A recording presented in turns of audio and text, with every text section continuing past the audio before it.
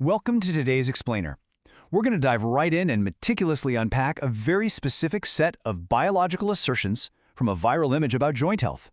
We're breaking this text down piece by piece, figuring out exactly how it builds its argument, what it claims is literally happening inside our bodies, and the exact remedy it pushes.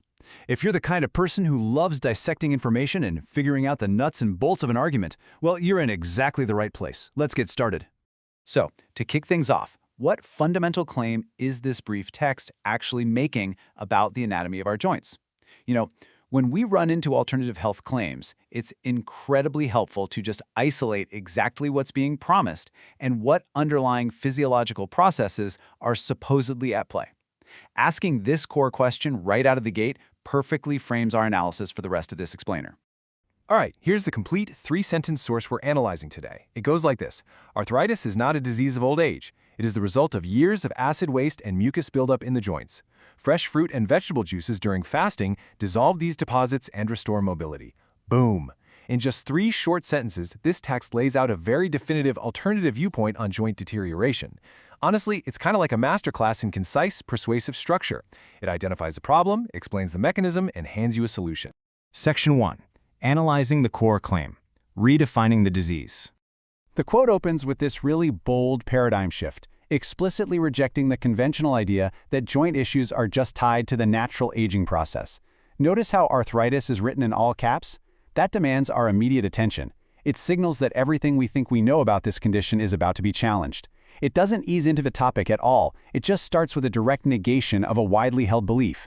That is a super effective way to capture a reader's focus right out of the gate. And this brilliantly illustrates how the source immediately positions its argument directly against traditional, age-based explanations of arthritis. Look at the stark contrast here. The traditional view frames it as this inevitable part of aging, right? But the source completely uncouples the disease from time itself. Now, why does this matter? Well, because if the disease isn't caused by inevitable aging, that implies the condition might actually be avoidable, or better yet, totally reversible. It shifts the whole condition from an inevitable fate to a manageable state. Moving on to Section 2, the proposed root cause, anatomy of the claim. According to the source, the real villain in this narrative isn't time, but rather a toxic accumulation of specific bodily wastes. The text specifically calls out acid waste and mucus as the primary offenders. It essentially suggests our joints are acting like little storage facilities for these unwanted byproducts over long periods.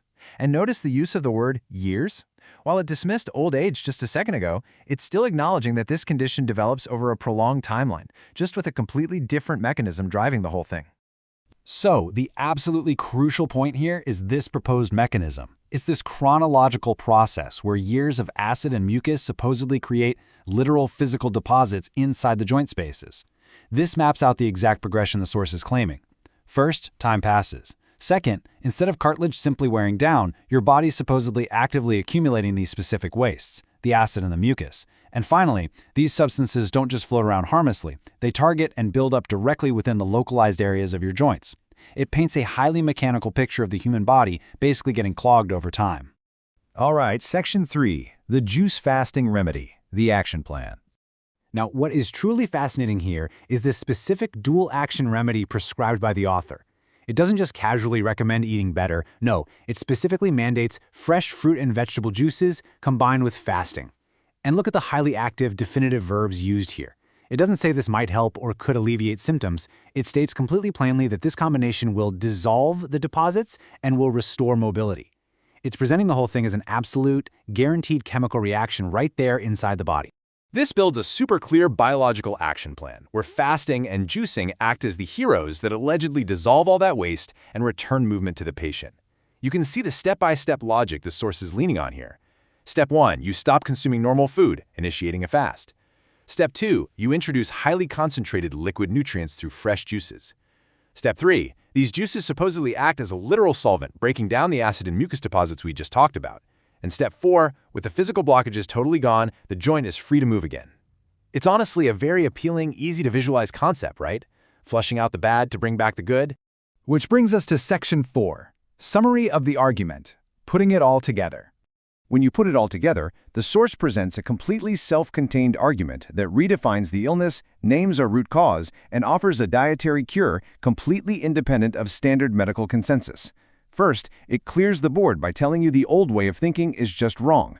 Second, it replaces that old thinking with a new, specific physical culprit, acid and mucus. And third, it hands you the exact tools to fight that culprit. It's a perfectly closed loop of logic based entirely on the specific rules established by the source itself.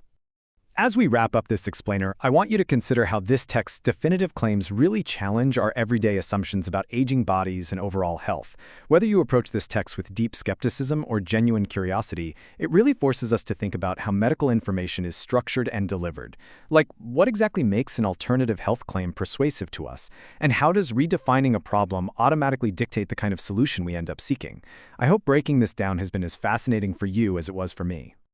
To finally wrap up our analysis, it's actually really important to note how the source material itself concludes. The original post finishes with a direct call to action, asking viewers to like and subscribe, and heavily promoting Dr. Gangadhar's clinic for physical therapy and emergency pain relief treatments. This reveals that these sweeping biological claims are ultimately tied directly to a localized commercial enterprise. Thank you so much for joining me for this explainer. Keep learning, keep questioning, and I will absolutely see you next time.